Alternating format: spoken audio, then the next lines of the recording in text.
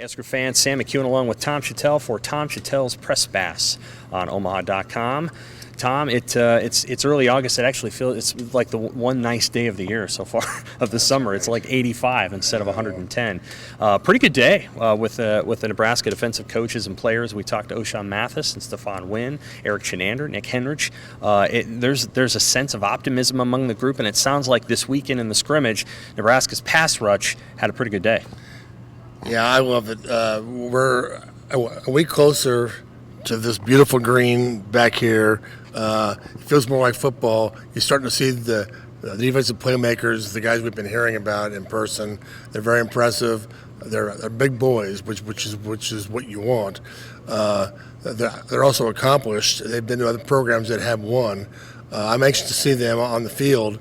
I think they're going to make a big difference. I think that this defense could be sneaky good, and I think it can really lead the way, especially early. I think early on when the offense has so many moving parts, the defense can be really an important rock for them to kind of lean on.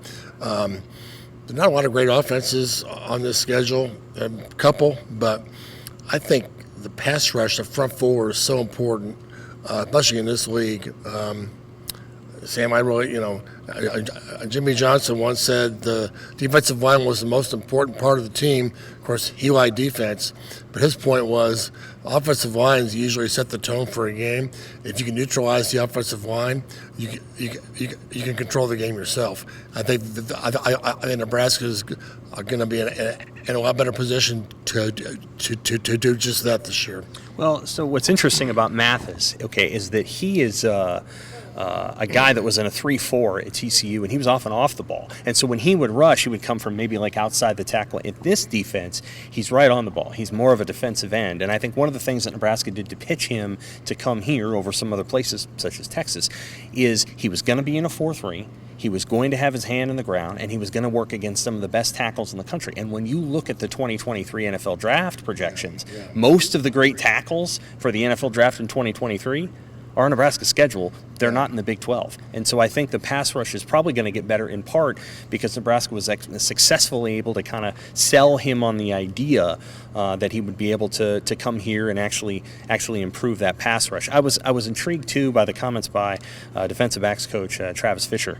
This idea that they still haven't really settled where they're going to be in the secondary, and it didn't sound like it was a problem. It sounded like it was a good thing that they've got so many bodies back there and so many different guys that can play, whether it's Isaac Gifford or Noah Gates or Omar Brown, who practiced with the first team today, or Deshaun Singleton or Marquise Buford or Miles Farmer, that they feel like they have so many players in that safety area that can kind of interchange them, and they might be able to do some good things. Kane Williams had a pick six today, the other transfer from Alabama. And so it feels like maybe for the first time in a while, Nebraska has a lot of guys on defense. I don't know that they have a ton of experience, and I'm not sure that they're always going to execute well, but I think this is one of the few times you can say they probably have 22 to 25 guys who can play a lot of football. And I think the best defenses that you've seen over the course of your career probably fit that definition, right?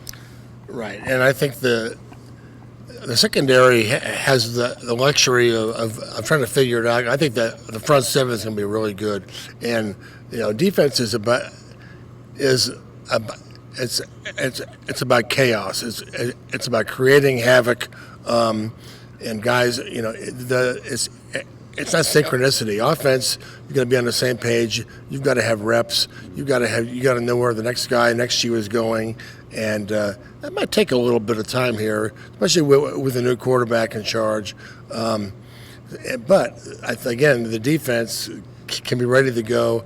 I love the competition in the middle. Guys like Ty Robinson and the Polar Bear. These guys are really chomping at the bit but they need to grow up in a hurry. They need to be those guys now. But the transfers they've run in can help. I think lift them up. I'm really excited about that. And as far as Mathis, it'll be fun to see him, hand in the ground, going up against the big studs in the Big Ten. But they're going to move him around a little bit too. They're going to try to confuse. he's like a nice chess piece on the board Yeah. where you can put him anywhere. And I think you can really confuse some offensive coordinators with where's he going to be. You start worrying about him so much that it actually frees up other guys.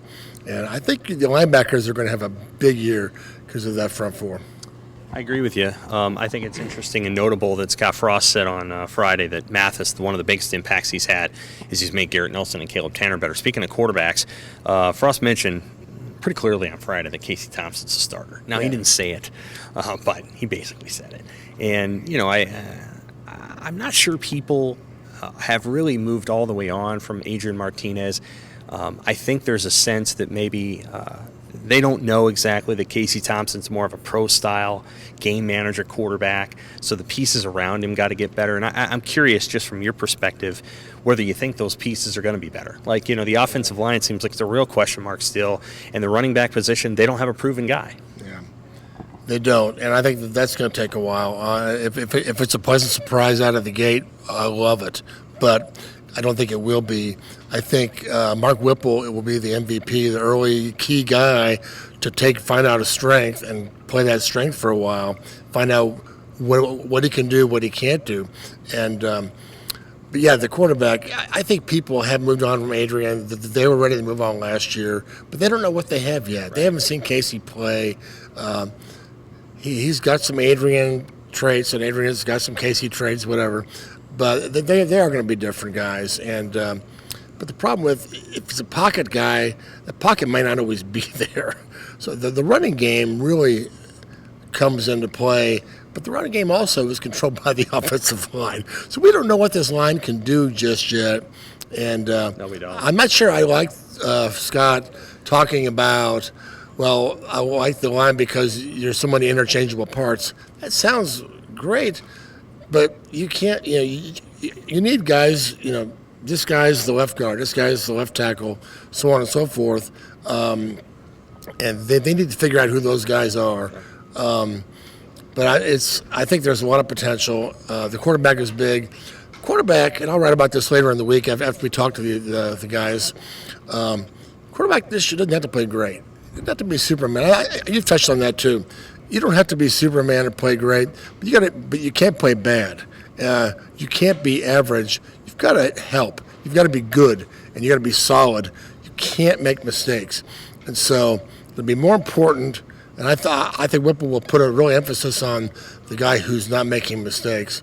What I'm curious about is, and I think Scott and Mark Whipple will be on the same page, but there is another quarterback who could be in the race, and I wonder, they'll be keeping an eye on Chubba Purdy out of the corner of their eye to see him, make sure he'll look at his progress and how that might play into the game-by-game situation. But going in, I think it will be Casey, absolutely. All right. Well, hey, I think it's going to be – we're probably going to talk to the quarterbacks on Wednesday. There's a good chance of that. Casey Thompson, Chubba Purdy, Logan Smothers, maybe a few others.